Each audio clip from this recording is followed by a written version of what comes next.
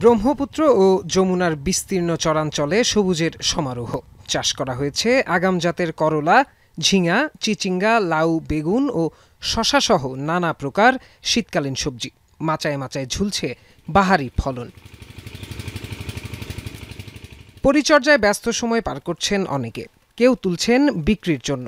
বিভিন্ন পাইকারি বাজারে করলা বিক্রি হচ্ছে ৩০ থেকে ৩৫ টাকা কেজি দরে। ঝিঙ্গা, চিচিঙ্গা ৫ থেকে ১০ টাকা এবং দেশি জাতের শশা বিক্রি হচ্ছে ১৫ থেকে ২০ টাকা দরে। সবজির ভালো দাম না পেলে লোকসানের শঙ্কা চাষিদের। করলা হইতাছে ১৪০০ টাকা করে, আঙ্গারে মুঠ ঝিঙ্গা হইতাছে আপনার ২০০ টাকা করে মুন, ৪৫ কেজি এক মুন। তাতে আঙ্গারে তাতে খরচ ওঠে না। কামলা খরচ, সার বিষের খরচ, পানি দেওয়া বাড়া, আঙ্গরে নগর বাড়া, আঙ্গরে কামলা খাড়ায় না, আঙ্গরে পোষায় না, আঙ্গরে দাম নাই। চলতি বছরে বন্যা না হওয়ায় চরাঞ্চলে আগাম সবজির আবাদ বেড়েছে। মৌসুমের শুরুতেই ভালো দাম পেলেও ক্রমাগত কমছে দাম। বাইরের পাইকার না আসায় চাহিদা থাকা সত্ত্বেও দাম বাড়ছে না। এতে শঙ্কিত চাষিরা। চিচিঙ্গা কিনতেছে আপনার ১০ টাকা কেজি, ঝিঙ্গা কিনতেছে ১০ টাকা কেজি।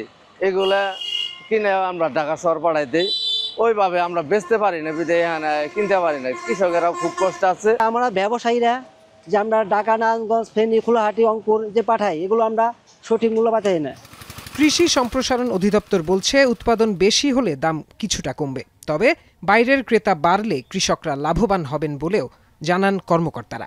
খামারি অ্যাপসের মাধ্যমে আমরা জমিতে গিয়ে যে ফসলে কি পরিমাণ সার লাগবে সেটা আমরা পরামর্শ দিচ্ছি, কোন সময়ে সেচ দিতে হবে সেটাও আমরা দিচ্ছি। এছাড়া রোগ পোকামাকড় দমনের জন্য যে প্রয়োজনীয় ব্যবস্থা সেটাও আমরা দিচ্ছি। আর কখন হারভেস্ট করতে হবে আর কোথায় কিভাবে বাণিজ্যিকভাবে তারা ব্যবসা করবে বা কোথায় পাঠাবে, কোথায় বাজার ব্যবস্থা ভালো, সেই তথ্যগুলিও আমরা তাদেরকে দিচ্ছি। জেলায় ১৭,১০০ হেক্টর জমিতে শীতকালীন সবজি চাষ করা হয়েছে। এখন জামালপুর।